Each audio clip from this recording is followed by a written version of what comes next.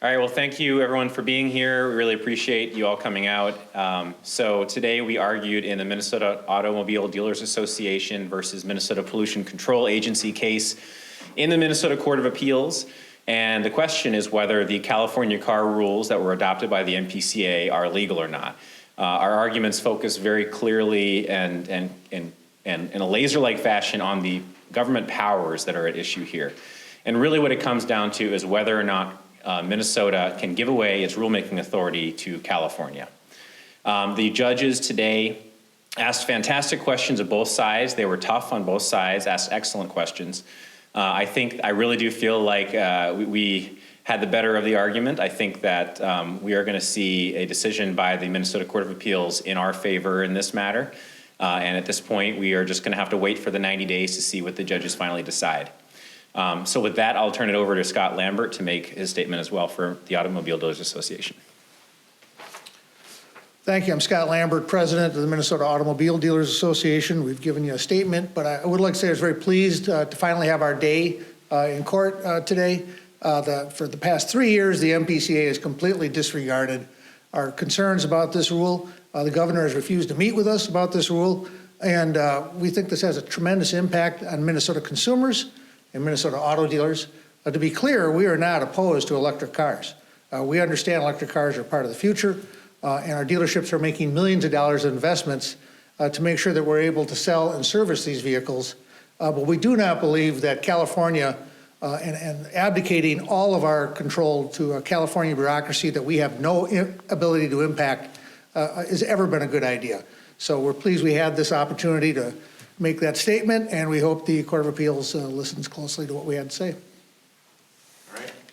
If there aren't any questions, we'll wrap it up. If you have any questions, I'm happy to take them.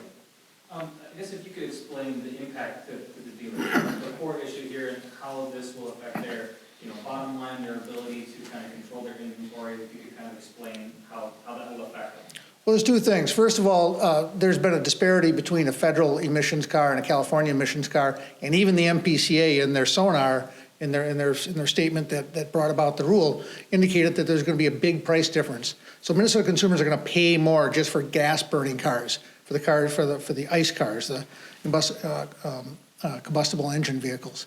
So in terms of the ZEV mandate, the zero emissions mandate, this is a supply mandate. It has nothing to do with consumer demand. Under the rule, we're going to have to carry more supply than there is currently consumer demand for.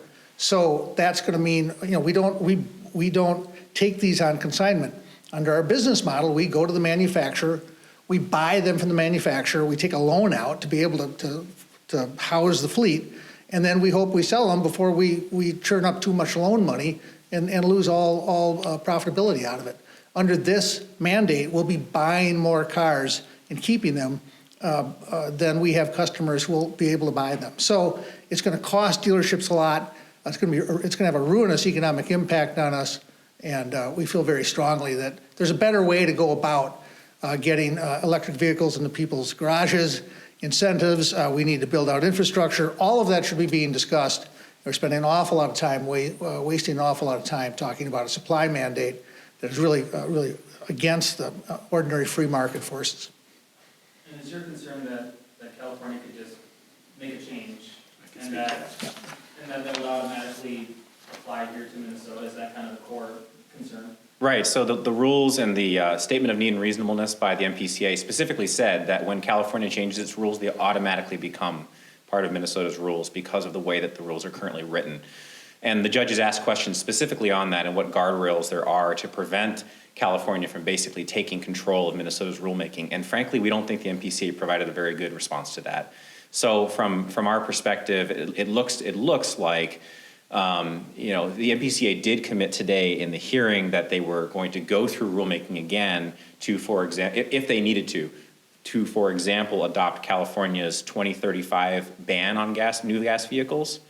And that these rules themselves wouldn't incorporate those, but the MPCA has been very unclear about that in legislative testimony in front of the Senate earlier this March.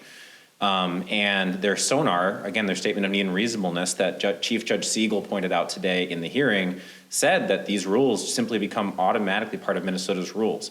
There's a fundamental problem there, which is that Article 1, Section 1 of the Minnesota Constitution says that all political power in Minnesota is inherent in the people of Minnesota.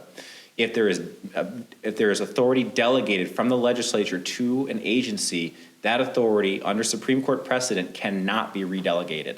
So I think the court got that, and I think that if the court goes in our favor here, it'll get rid of our concern about California taking control of Minnesota's rules. Any other questions? No, I don't think so. All right, thanks All right, everyone. Thank you, guys. Appreciate it. Appreciate it.